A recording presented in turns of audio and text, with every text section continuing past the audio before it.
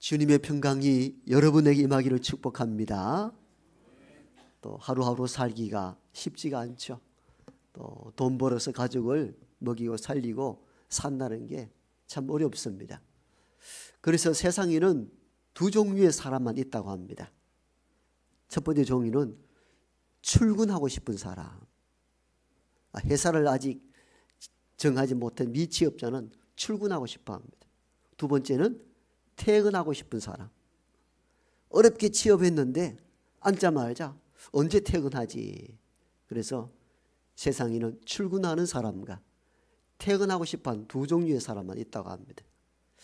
회사를 다니는 사람들은 언제 퇴근하느냐, 또 나이가 좀 먹어갖고 힘이 들고 어려우면은 이 직장 언제 그만두냐, 이런 생각을 할 때가 많잖아요.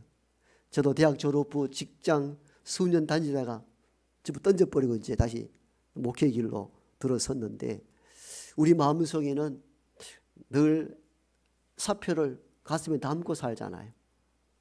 언제 던질까? 그래서 던지고 나와서는 꿈을 꾸잖아요. 이런저런 사업을 해서 보란 듯이 성공하겠다고. 그런데 그렇게 나와서 사업을 시작했는데 어려움 당한 사람들이 의외로 많아요. 그들의 글들을 보면은 주로 퇴사하고 난 뒤에 새로운 사업을 하고 또 무너졌을 때 오는 심정이, 첫 번째가 자책감이라고 합니다. 회사에서 좀 버틸 때까지 좀 버티고 견딜 건데 괜히 나와서 이 가족들 고생시키는구나 해서 자기 탓을 많이 한다고 합니다. 두 번째는 불안과 공포감. 앞으로 뭘 먹고 살아가지? 직장인은 때로 힘이 들고 어려워도 매일 출근하면은 회사에서 알아서 월급이 나오는데 사업하다 망개졌으니까 뭘 먹고 살아야 되는가 하는 불안과 공포심이 그 삶을 지배한다고 합니다. 세 번째는 고립감. 회사에서는 욕먹고 어려워도 동료들이 있어서 함께 으쌰으쌰 했는데 홀로 나와 사업하다가 무너지니까 주변에 아무도 없습니다. 사막에서 느낀 그 고립감이 상당하다고 합니다. 여러분, 애굽에서 탈출하여 나아갔던 이스라엘 백성들이 바로 이와 같은 고립감을 느꼈습니다. 기대하고 꿈을 꿨는데 젖과 꿀이 흐르는 땅인 줄 알았는데 아무것도 없는 사막 한가운데 놓여 있었을 때에 그 고립감이 상당히 있을 것입니다. 그래서 출애굽기를 읽어보면 여기저기에서 원망과 불평이 막 쏟아집니다. 이 악한 놈들이라 말하지만도 그 사막에 있는 그가 곧 저와 여러분이라 생각해 보세요. 원망 불평 안 나올 수 없는 구조입니다. 바로 그때 이상한 현상이 일어나는데 그게 곧 오늘 본문에 나오는 구름 기둥과 불 기둥이었습니다. 처음에는 이게 뭐지? 신비한 자연 현상이네, 그런 생각만 하고 살았는데 하루 이틀, 1개월, 2개월, 1년, 2년, 근 40년 가까이 구름 기둥과 불 기둥을 통하여서 그들이 깨달은 것이 있었습니다. 그것이 오늘 이 본문이 기록된 배경이기도 합니다. 그냥 특이한 자연 현상이 아니라 하나님의 어떤 역사임을 그들이 삶을 통하여 체험하게 된 것이죠. 그 체험 가운데 하나가 뭐냐? 지난주 말씀드린 것처럼 하나님이 우리를 인도하고 계시는구나, 이걸 깨닫게 된 것이죠.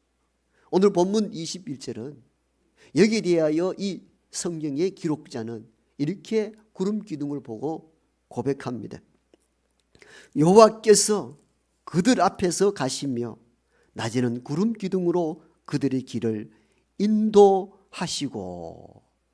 그 구름 기둥이 단순한 특이한 자연 현상이 아니라 하나님께서 우리를 이끌어 가시는, 인도하시는 구체적인 행위였다는 사실들을 깨닫게 되고 그 고백을 담아 기록한 성경이 오늘 우리가 읽은 본문입니다. 하나님께서 그 백성을 앞에서 나아가시며 구름 기둥으로 그들을 인도해 가셨다는 겁니다. 우리는 이 구름 기둥과 불 기둥을 통하여 말씀하시는 의도를 읽어낼 줄 알아야 됩니다. 인생의 사막 한가운데 홀로 고립감 속에 떨고 있을 때 하나님께서는 자기 백성을 인도해 가신다는 것입니다. 하나님이 저와 여러분들을 인도해 가십니다. 이걸 믿는 것이 신앙입니다. 하나님 우리를 이끌어 가십니다. 어떤 믿음 있는 젊은 청년 여자매가 대학 졸업 후에 열심히 취업 준비를 해서 대기업에 서류 넣고 1차 필기시험 통과하고 최종 면접까지 갔습니다. 그런데 그만 안타깝게 탈락하고 말았습니다. 오랫동안 기도하고 나름대로 열심히 준비했는데 최종 면접에서 탈락하니까 마음이 너무 아팠습니다. 교회에 나와서 울며 하나님께서 어찌하여 내 길을 막으시냐고, 내 가는 길이 이렇게 힘이 들고 어렵느냐고. 그러나 현실은 현실인지라 먹고 살아야 하기 때문에 작은 중소기업을 선택하여 다니기 시작했습니다. 마음에는 차지 않았지만도 먹고 살아야 했길래 잠시 경험을 쌓아 원래 가고 싶어 했던 기업체로 가기로 마음을 먹고 출근하기 시작하는데, 같은 그 중소기업에 다니는 동료 가운데 한 사람이 심한 우울증을 앓고 있다는 것을 알게 되었습니다. 마음이 측은하여서 늘 가까이 대화해주고 점심때 밥을 먹으면서도 그 살아온 이야기를 계속 들어주고 권면하고 위로하는 어느 날 그 동료, 우울증 앓고 있는 동료가 내가 너 아니었으면 내가 벌써 죽었을지도 몰라. 사실은 극단적 선택을 할 생각을 참 많이 했단다. 그 이야기를 듣자 이 자매는 사람을 돕고 마음을 회복시키는 일이 이 또한 귀하다는 사실을 깨닫고 완전히 삶의 방향을 바꾸기 시작합니다. 상담과 복지 공부를 다시 하고 이후에 또다시 신학과 상담을 연구하고 난 뒤에 사람을 살리는 상담사로 지금 사역을 하고 있습니다. 이름 되면 잘 알 수 있는 아주 이름 있는 상담사 이야기입니다. 그는 그 사건을 통하여 이렇게 고백합니다. 제가 가고 싶던 길은 대기업이었지만 하나님은 누군가의 생명을 살리는 길로 나를 인도하셨다고 그렇습니다. 우리가 가는 길이 막혀 있어 왜 나를 인도하지 않느냐 하지만도 하나님은 더 좋은 것, 더 선한 것, 생명 살리는 일들로 우리의 걸음걸음을 인도하실 줄 믿습니다. 오늘 이 성경의 저자는 사막 한가운데 나타난 구름 기둥을 통하여 하나님이 우리를 이끌어 가신다는 방법, 어떻게 이끌어 가시는가를 알게 된 것이죠. 그래서 기록한 본문이 오늘 우리가 읽었던 출애굽 13장 21절 말씀입니다. 길이 막히고 홀로 고립감 속에 떨고 있을 때마다 이 말씀을 마음에 새기고 하나님께서 나를 이끌어 가신다는 믿음으로 이겨나갈 수 있는 우리 모두가 되기를 원합니다. 두 번째는 이 구름 기둥과 불 기둥을 통하여 이 성경의 저자는 뭘 깨달았는가 하면은 하나님이 구체적으로 여기 계신다는 것을 알게 됩니다. 이를 가시적 임재 사건. 자, 사막 한가운데 고립감 속에 떨고 있으니까 우리를 지켜줄 리 아무도 없다고 원망하고 불평하였는데 세월 40년 광야 생활 지나가 쭉 보니까 아니었고 하나님 보이지 아니하셨으나 구름 기둥과 불 기둥을 통하여서 거기 우리와 함께 하셨다는 사실들을 비로소 깨닫게 된 것이었습니다. 처음에는 이게 무슨 현상이냐, 하나님이 떡 나타나셔서 우리를 이끌어 가셔야죠 라고 생각했는데 하나님은 영적 존재라 보이지 아니하시지만도 보이지 않는 분이 어떻게 눈에 보이도록 가시적으로 역사하는가, 그게 곧 구름 기둥과 불 기둥이었음을 그가 깨닫게 된 것입니다. 여러분, 하나님은 보이지 아니하시나 홀로 두렵고 떨림 가운데 있을 때 항상 거기 우리와 함께 하는 줄 믿습니다. 이는 성경 여러 곳에서 주장하는 근거 있는 말씀이기도 합니다. 창세기에 나타난 야곱을 보십시오. 그가 둘째의 서러움을 극복하기 위하여 형의 장자권과 축복권을 빼앗기 위하여 속이고 거짓말하고 사기쳐서 형의 장자 권한과 축복권을 몰래 가져왔습니다. 이를 안 형이 동생 야곱을 죽이겠다고 하자 그의 부모가 야곱아 집을 떠나가라, 하루아침에 큰아들 작은아들 다 이룰 수가 없지 않는가. 전쟁을 벌이지 말고 집 떠나라 했을 때 작은 보따리짐 하나 들고 먼 북쪽에 있는 외삼촌 집 계시는 하란 땅으로 떠납니다. 길은 멀고 갈 수 없어서 사막 한가운데 하룻밤을 노숙하게 되는데 그 한밤중에 이상한 신비를 보게 되잖아요. 하늘에서 사닥다리가 내려왔는데 사닥다리 오르락 내리락 하면서 하나님의 사자가 말씀합니다. 야곱아 야곱아, 네가 이 땅으로 돌아올 때까지 내가 너와 함께 할 것이며 이 땅을 내가 너희에게 주리라. 깜짝 놀랐습니다. 밤새 배기하였던 돌을 빼어 제단을 쌓고 거기에서 첫 번째 예배를 드립니다. 그러면서 그 땅 이름을 벳엘이라, 하나님의 전이요 하나님의 집이라. 벳은 땅, 집, 전이란 뜻이고 엘은 하나님을 뜻합니다. 하나님의 집, 하나님의 전입니다. 그러면서 야곱은 이렇게 고백하죠. 여호와께서 여기까지 오실 줄 몰랐다고, 여기에 계실 줄 몰랐다고. 하나님은 잘 갖춰진 거룩한 장소에만 계시는 줄 알았는데 이 광야 사막 한가운데 초라한 내 인생 여기에 오실 줄 몰랐다는 겁니다. 그렇죠. 하나님은 잘 갖춰지고 화려한 장식이 있는 성전에만 계신 분이 아니요, 우리가 사막의 한가운데 고립감 속에 떨고 있을 때 거기 우리와 함께 하시는 분이 저와 여러분이 믿는 하나님이신 줄 믿습니다. 이제 세 번째로 넘어갑니다. 구름 기둥과 불 기둥의 이 의미는 하나님의 보호와 돌봄을 의미합니다. 불 기둥과 구름 기둥을 통하여 내가 너를 보호하고 내가 너를 돌아본다는 것입니다. 지금은 사막 한가운데 놓여 있습니다.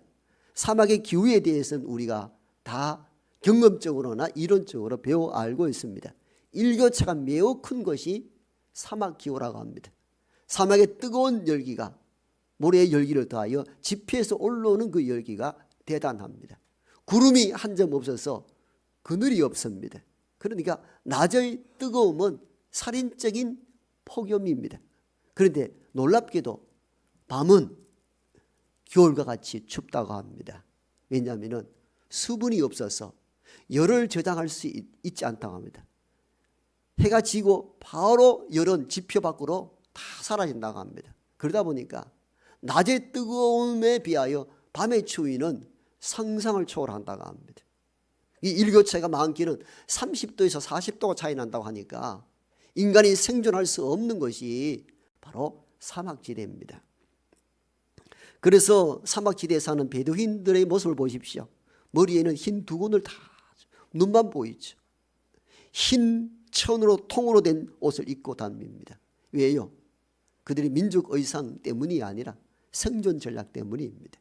낮의 뜨거움을 가려주기 위해서 온 얼굴을 가리고 또 눈으로 이 눈에 들어오는 먼지, 모래바람 막기 위해서 이렇게 다 둘러치고 낮에 그 뜨거움을 막아주기 위해서 흰 천으로 옷을 가리고 밤의 추위를 위하여서 이불 삼아 입었던 옷이 바로 베두인들의 민족적 옷이었습니다.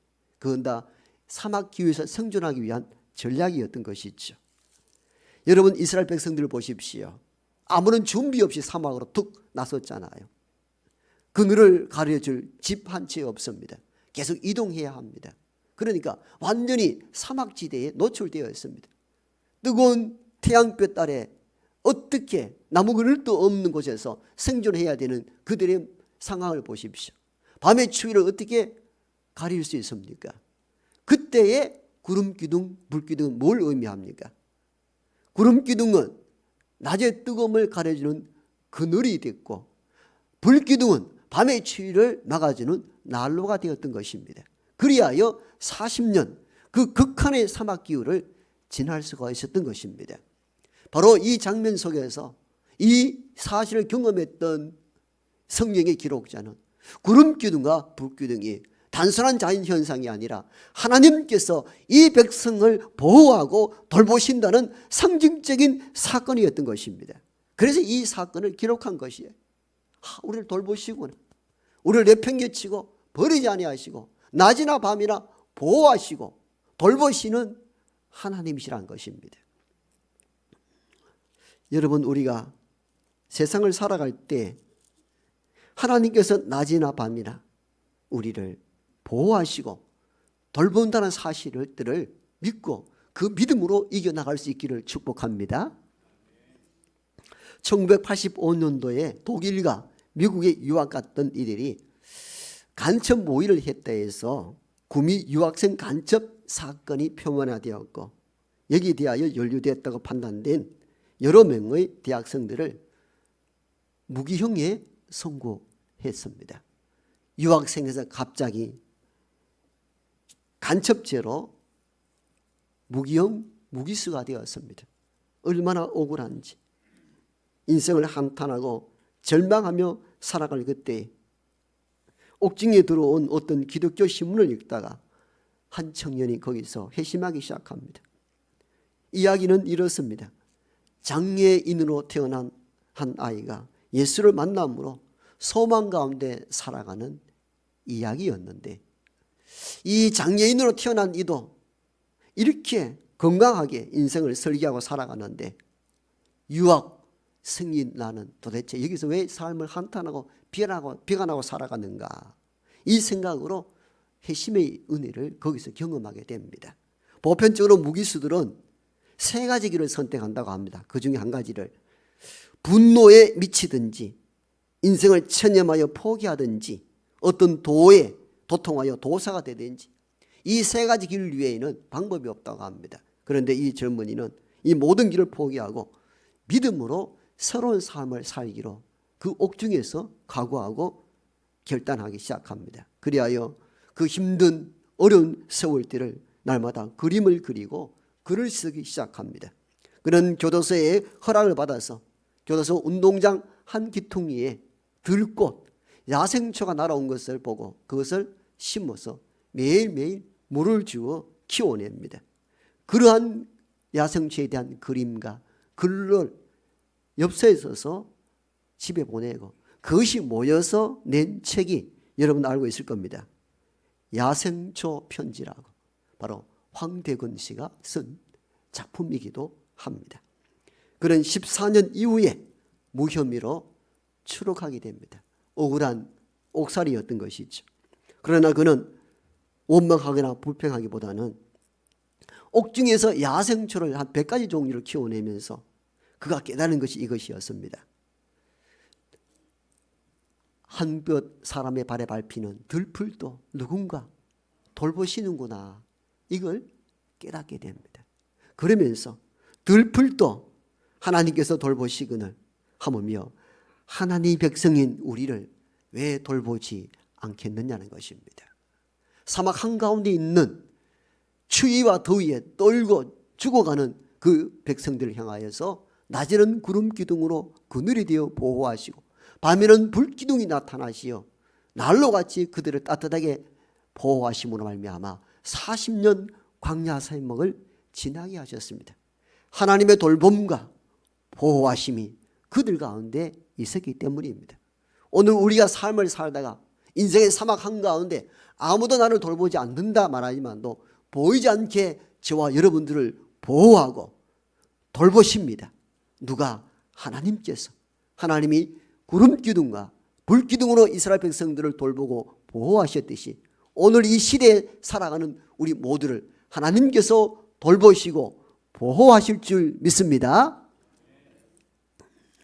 이제 네 번째 구름기둥과 불기둥의 의미는 하나님이 우리를 떠나지 않음에 대한 메시지를 전해줍니다.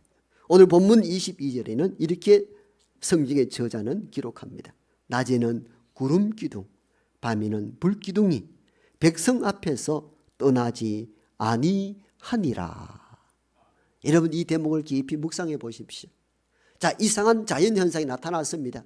하늘에 구름기둥과 불기둥이 나타났는데 자연현상은 사실은 조금 나타났다가 소멸되고 사라집니다. 그런데 하루 이틀, 한 달, 두 달, 1년, 2년, 40년 가까운 광야 생활을 하는 가운데 이 구름기둥과 불기둥이 떠나질 않는 거예요. 여기서 이 현실을 체험한 저자 모세는 어떤 생각이 들었을까요? 이게 단순한 자연현상이 아님을 알게 된 것이죠. 아, 하나님이 우리 곁을 떠나지 않는구나, 떠나시지 않는 분이시구나, 이걸 체험하게 된 거예요. 그게 그 체험, 그 신앙의 체험들이 오늘 고스란히 녹아져 있는 본문이 오늘 우리가 읽었던 이 본문이에요. 떠나지 않는구나. 구름 기둥과 불 기둥이 우리를 떠나지 않는다. 여러분, 이 속에 뭘 말합니까? 하나님이 결코 우리를 떠나보내지 않는다는 것. 함께 하시겠다는 거죠. 여러분, 이 사실을 믿습니까? 왜 아멘 하지 않습니까? 아멘 안 하기로 작정했습니까? 이건 아멘 해야 될 메시지예요.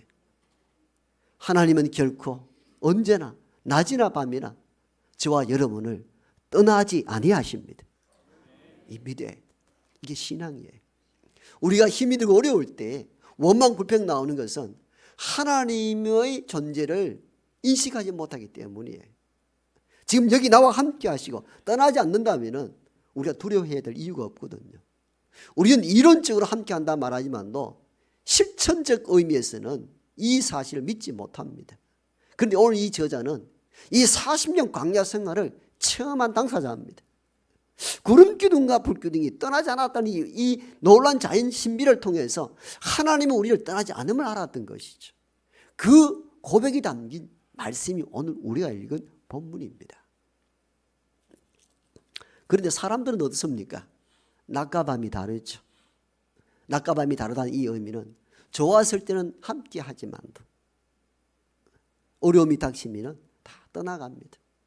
사업이 잘 되고 돈이 있고 먹을 것이 많으면 친구고 뭐고 다 모여듭니다. 그런데 사업이 무너지고 가난해지고 이렇게 하면 하나둘 다 떠납니다. 우리가 경험하잖아요. 그래도 친구가 그리워 전화하면 전화조차 부담된다고 안 받잖아요. 이게 세상이거든요. 낮과 밤이 너무 달라요.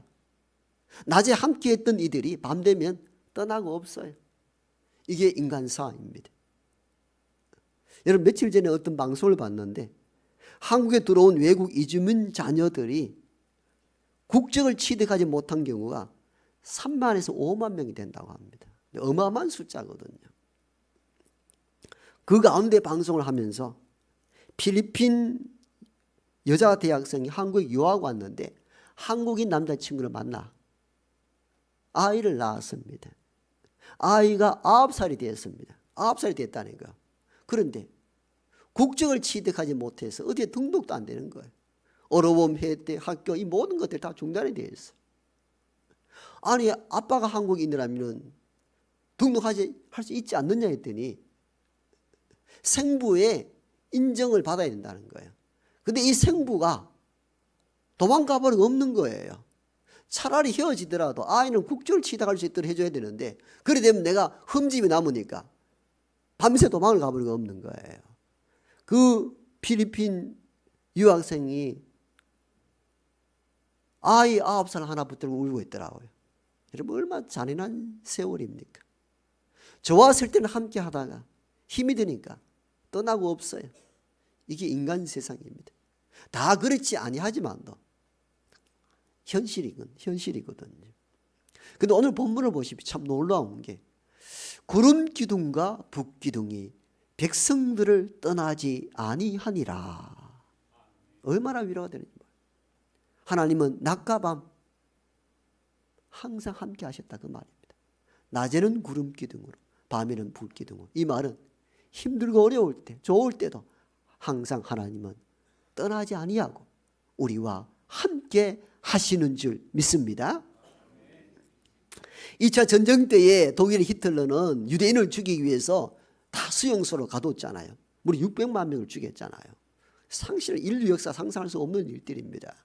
이전에 제가 그 동유럽 그 지역은 지금 제 기억은 폴란드 지역입니다. 아우슈비츠 수용소는 거기를 잠시 방문했는데 그때 죽어가면서 남겨진 그 신발들을 모아놓은 전시관이 있더라고. 유리관에. 야, 여러분 상상. 어마어마한 그 큰 유리관에 신발들만 켜켜이 쌓여 있는데 수십만 컬레가 쌓여 있더라고요. 조그만 아이의 신발부터 어린 신발까지. 그걸 그대로 그 다 죽어간 가스실러가 죽어간 사람들이 남겨진 흔적들이잖아요. 그때 독일은 주로 어떤 사람을 먼저 독가스실로 보낸가 하면은 노동력이 없는 사람, 그 다음에 장애를 안고 있는 사람들, 장애자를 철저히 배제했습니다. 그런데 어떤 유대인 가정에 실화입니다. 두 아들이 있었는데 작은 막내가 다리를 조금 장애를 입고 있었어요. 그래 노동력이 없었죠. 근데 부모는 예감하고 있었어요. 얘가 언젠가는 잡혀서 독가스실로 갈 것이라고. 그래서 노동판에 가서 일을 하고 집에 온 막내부터 찾아왔죠. 아, 오늘도 겨우 살아있었구나. 그런 어느 날 아버지가 집에 오는데 막내가 보이질 않습니다. 예감했죠. 오늘 잡혀갔겠구나. 근데 한쪽 구석에 큰아들이 울고 있습니다. 얘야, 막내 어디 갔니? 했더니 독가스실로 갔다는 거예요. 병사가 잡아갔다는 거예요. 그런데 너 엄마는? 아내가 보이지 않습니다. 엄마는? 그랬더니 큰아들이 울면서 이야기합니다. 막내가 무서워서 못 가겠다고 버티니까 엄마가 그렇게 얘기했다는 거예요. 얘야, 두려워하지 마라. 엄마는 네 곁을 떠나지 않는단다. 결국은 혼자 가기 두렵다고 하는 막내와 함께 독가스실로 엄마도 함께 갔던 것입니다. 이게 당시에 일어났던 사건들이었습니다. 엄마는 홀로 아들을 보낼 수 없었던 것이죠. 하나님은 어떤 하나님인가? 구름 기둥과 불 기둥이 백성들을 떠나지 않는 같이 오늘 이 시간에도 우리 곁을 떠나지 아니하시는 하나님이십니다. 여러분 80년도에 유명한 가수 유열 씨를 압니까? 영상 잠시 한번 보고 말씀을 이어가도록 하겠습니다. 주님, 어디서부터 어떻게 잘못된지 모르겠어요. 모든 게 혼란스러워요. 저 몸도 마음도 너무 아파요. 그때 그 어둠 속에서 주님의 음성이 느껴졌습니다. 너의 시작부터 지금까지 내가 너를 사랑한다. 너의 시작부터 지금까지 내가 늘 너와 함께 있었다. 하나님 아버지, 이사야서의 말씀처럼 제가 돌아오기를 오랫동안 기다리고 계셨습니다.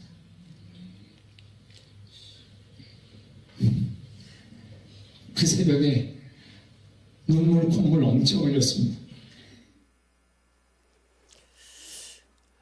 저 영상 보시면 유월 씨 얼굴이 좀 어떻습니까?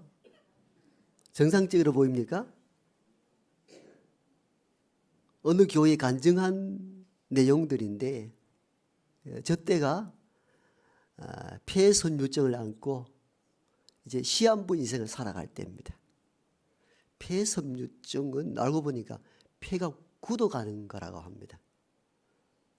치료법이 없다고 합니다.